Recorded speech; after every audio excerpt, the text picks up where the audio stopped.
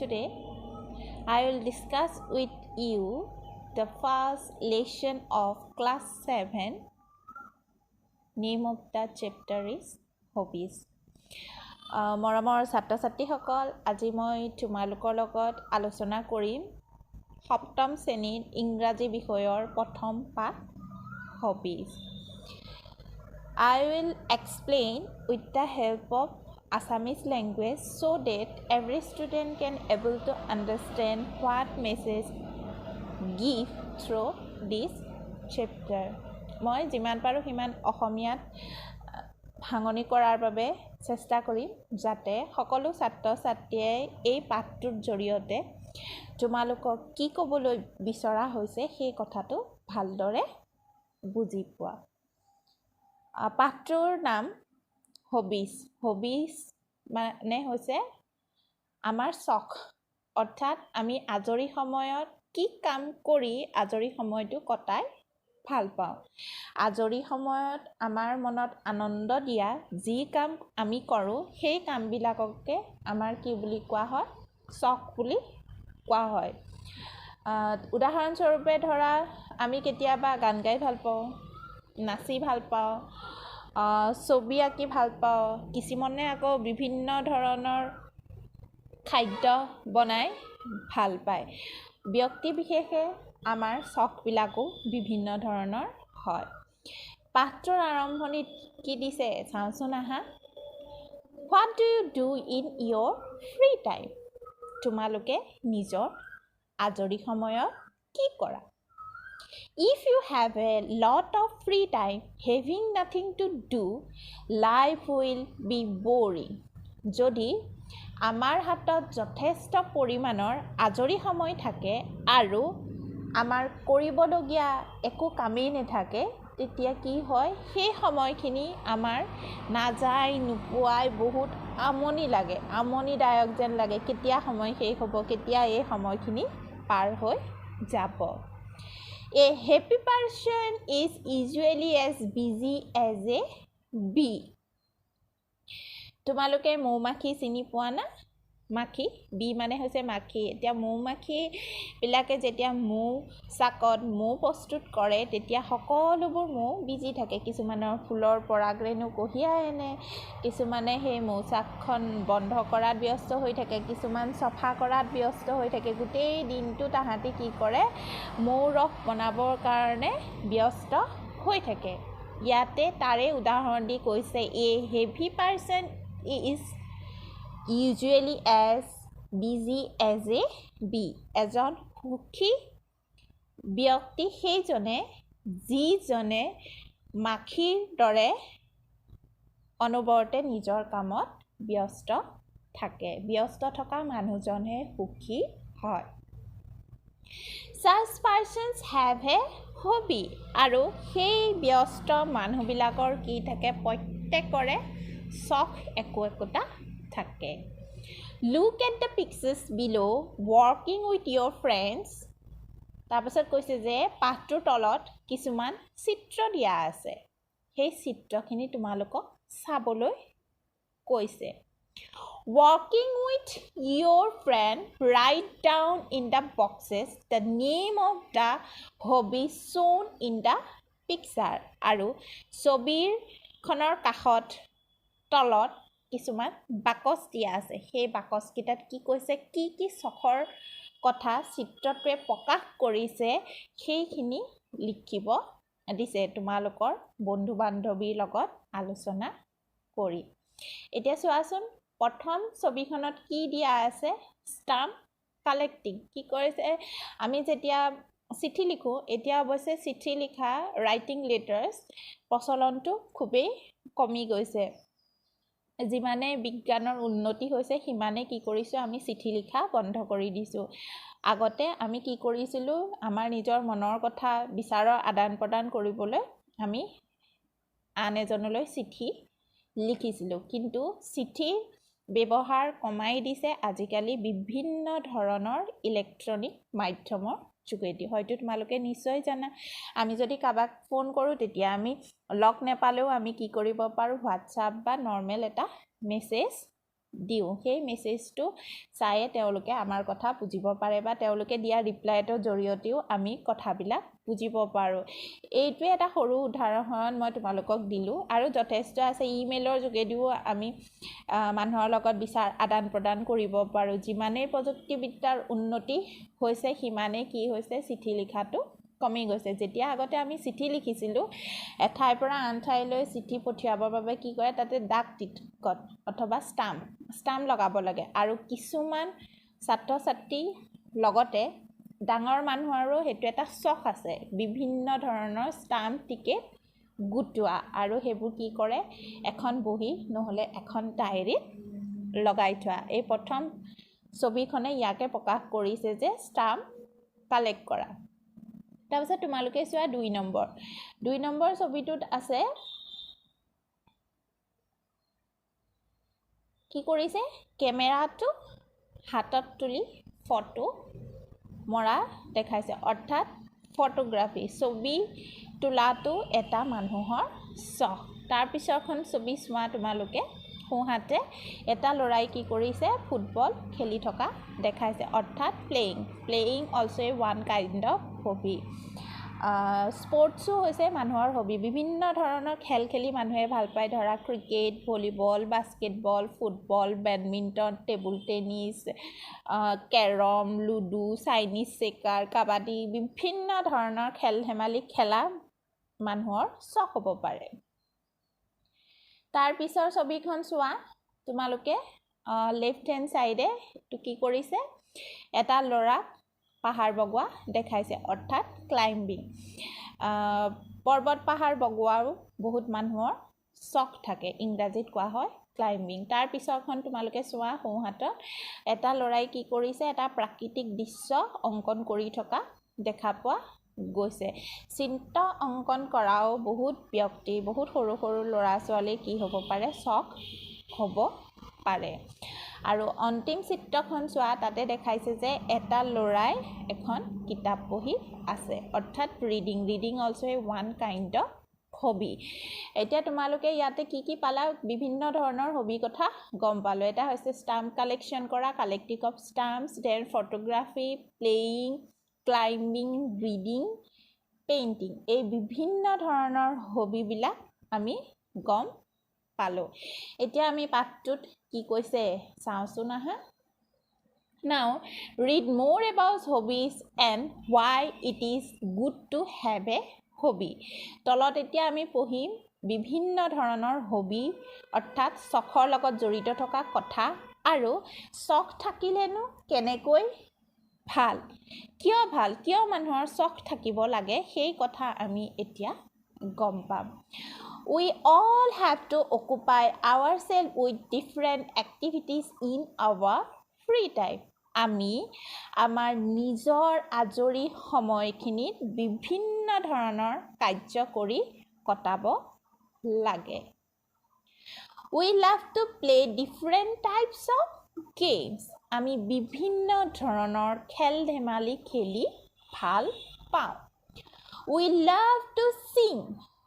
আমি গান গাই ভাল পাওঁ and dance আৰু নাচিও ভাল পাওঁ draw and paint ছবি আঁকি ৰং দিও ভাল পাওঁ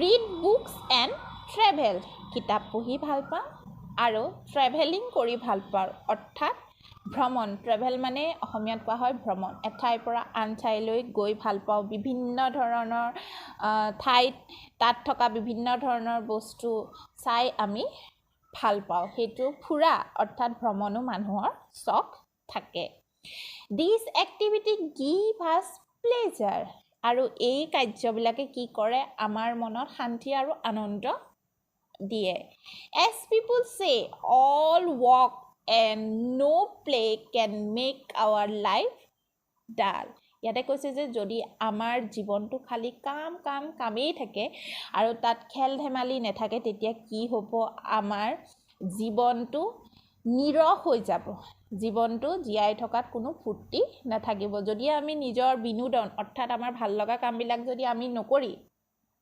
অনবৰতে অহৰ নিশে কি কৰোঁ আমি যদি অকল কামেই কৰি থাকোঁ তেতিয়া কি হ'ব আমাৰ জীৱনটো নিৰস যেন হ'ব। There should be a combination of work and play that make our life happy. আৰু তাৰপিছত কৈছে যে আমাৰ জীৱনত কামৰ লগতে খেল ধেমালিও থাকিব লাগে যিয়ে আমাৰ জীৱনটো সুখময় কৰি তুলিব। Activities which give us fun and joy are hobbies. যিবিলাক কামে আমাৰ মনন্দত আনন্দ আৰু ফূৰ্তি যোগায় সেই কামবিলাককে কি কোৱা হয়? হবি, অৰ্থাৎ আমাৰ চখ বুলি কোৱা হয়। মৰমৰ ছাত্ৰ ছাত্ৰীসকল, পেজ নাম্বাৰ 9 অৰ্থাৎ 9 নম্বৰ পৃষ্ঠাত থকা কথাখিনি হয়তো তোমালোকে বুজিব পাৰিছা। এতিয়া চাওঁচোন আহা 10 নম্বৰ পৃষ্ঠাত কি কথা কৈছে।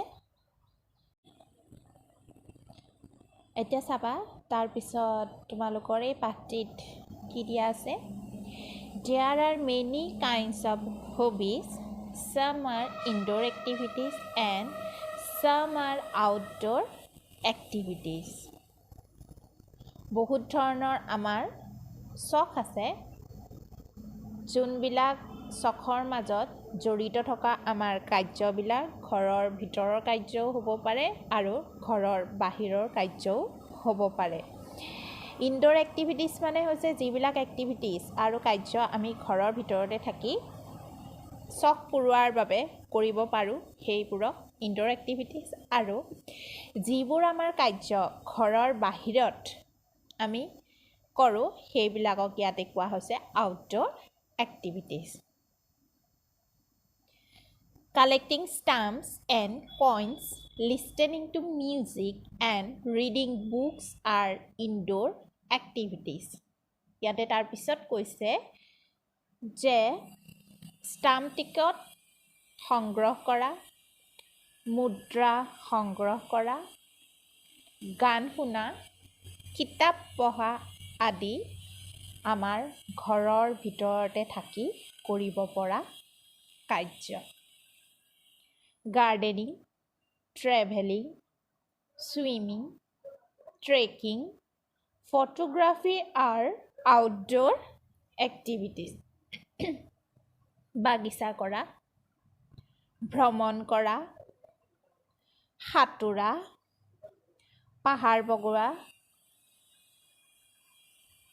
ফটো তোলা, এইবিলাকক আমাৰ ঘৰৰ বাহিৰত থাকি কৰা কাৰ্য। আৰু এই ঘৰৰ বাহিৰত থাকি কৰা এই কাৰ্যবিলাককে কোৱা হৈছে outdoor activities. Playing and painting are both indoor and outdoor activities. ইয়াতে কৈছে যে খেল খেলা আৰু ছবি অংকন কৰা দুইটা ঘৰৰ ভিতৰত কৰা কাৰ্য আৰু ঘৰৰ বাহিৰত কৰাও কাৰ্য। হয়তো তোমালোকৰ কিছুমানৰ মাজত প্ৰশ্ন উঠিব পাৰে যে খেল খেলাটো কেনেকৈ ঘৰৰ ভিতৰত কৰা কাৰ্য বা ঘৰৰ বাহিৰত খেলা কাৰ্যও হ'ব পাৰে। এতিয়া চোৱা, ফুটবল ভলীবল জানো আমি ঘৰৰ ৰুমৰ ভিতৰত খেলোঁ? নিশ্চয় নেখেলোঁ। ফুটবল, ভলীবল, ক্ৰিকেট ইত্যাদি আমি ক'ত খেলোঁ? ঘৰৰ বাহিৰত খেলপথাৰত খেলোঁ। ঠিক তেনেদৰে ঘৰৰ ভিতৰত খেলা খেলবিলাক হৈছে লুডু, কেৰম, চাইনিজ চেকাৰ ইত্যাদি। সেইটো কাৰণে খেল ঘৰৰ ভিতৰত কৰা কাৰ্য আৰু ঘৰৰ বাহিৰত কৰা কাৰ্য দুয়োটাতে উল্লেখ কৰিব পাৰি। দ্বিতীয়তে দিয়া হৈছে ছবি অংকন কৰা।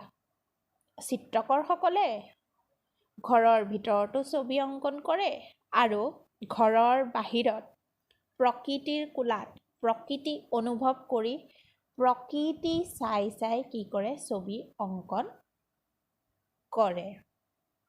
সেইকাৰণে চিত্ৰ অংকন কৰাটো দুইটা কাৰ্যতে ধৰা হৈছে, ঘৰৰ ভিতৰত কৰা কাৰ্য আৰু ঘৰৰ বাহিৰত কৰা কাৰ্য।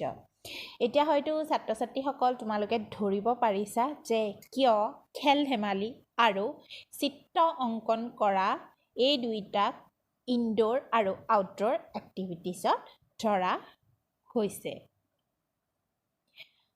তাৰপিছত তোমালোকে চাবা,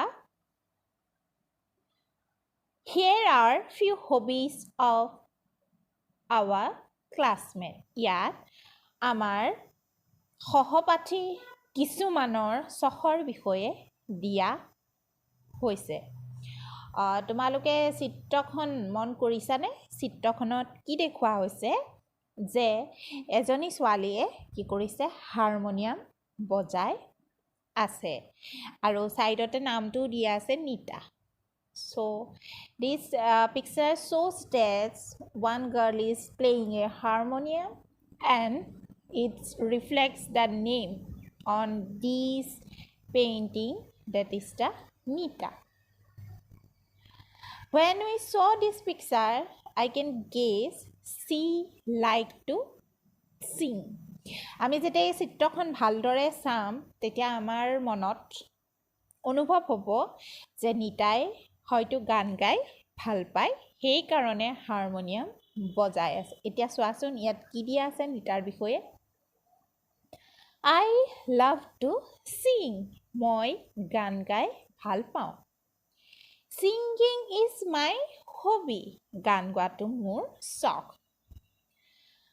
I love singing বৰগীত মই বৰগীত গাই ভাল পাওঁ নিতাই কি গাই ভাল পায় বৰগীত আৰু ছাত্ৰ-ছাত্ৰীসকল তোমালোকে হয়তো জানা বৰগীত কোনবিলাক গীতক কোৱা হয় যিবিলাক গীত মহাপুৰুষ শ্ৰী শ্ৰী শ্ৰীমন্ত শংকৰদেৱ আৰু শ্ৰী শ্ৰী শ্ৰীমন্ত মাধৱদেৱৰ দ্বাৰা ৰচনা কৰা গৈছিল সেই গীতবিলাকক কি বুলি কোৱা হয় বৰগীত বুলি কোৱা হয় আৰু নিতাই সেই বৰগীত গাই বহুত ভাল পায় I also love listening to classical music Classical music মানে হৈছে শাস্ত্ৰীয় সংগীত নিতাই শাস্ত্ৰীয় সংগীত শুনিও বৰ ভাল পায় Every morning I practice singing আৰু নিতাই কি কৈছে সদায় ৰাতিপুৱা তাই গান গোৱা অভ্যাস কৰে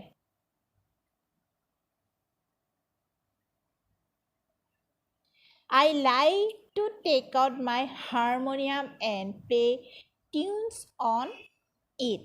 আৰু কৈছে যে মই হাৰমনিয়ামখন উলিয়াই তাত সুৰ তুলি ভাল পাওঁ It gives me a great joy. আৰু তাৰপিছত কৈছে যে ই মোক অত্যন্ত আনন্দ দিয়ে তাৰপিছত আৰু দ্বিতীয়টো হবিৰ কথা দিয়া আছে সহপাঠী এতিয়া চাওঁচোন আহা দ্বিতীয়টো হবিত কাৰ বিষয়ে কি কথা কৈছে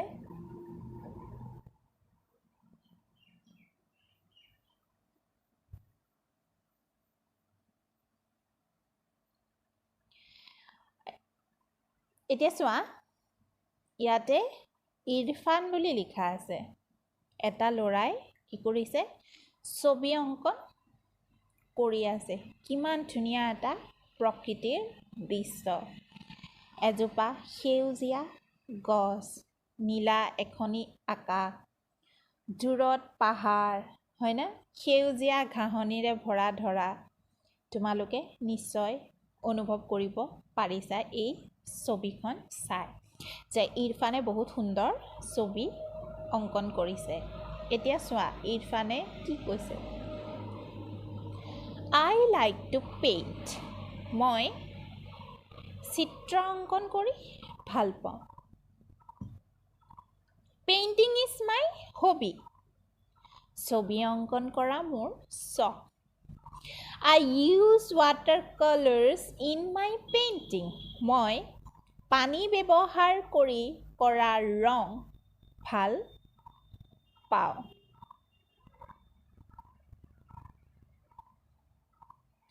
I always carry my art material with me while visiting different places.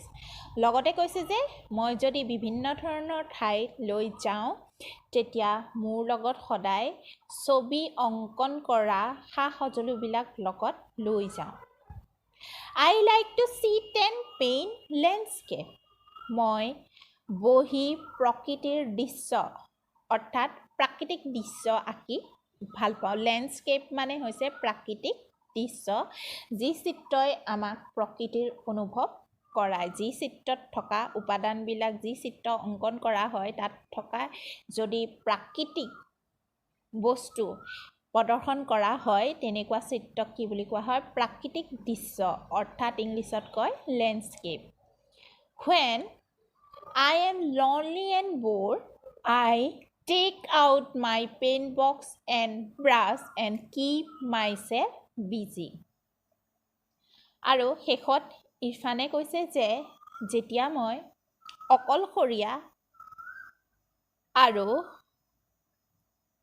এলাহ মনটো ভাল নলগা অনুভৱ কৰোঁ তেতিয়া কি কৰোঁ মই যে মোৰ চিত্ৰ অংকন কৰা সঁজুলিবিলাক মই উলিয়াই লওঁ যেনেকৈ হ'ল চিত্ৰ অংকন কৰা বাকচটো ৰং কৰা ব্ৰাছডাল আৰু মই নিজকে নিজে ব্যস্ত কৰি তোলোঁ I keep my paintings carefully মই বহুত সাৱধানেৰে মোৰ চিত্ৰবিলাক ৰাখোঁ I have participated in different art competition and won prizes মই বিভিন্ন ধৰণৰ প্ৰতিযোগিতাত অংশগ্ৰহণ কৰিছোঁ আৰু বহুতো পুৰস্কাৰ পাবলৈ সক্ষম হৈছোঁ মৰমৰ ছাত্ৰ ছাত্ৰীসকল 10 নম্বৰ পৃষ্ঠাত থকা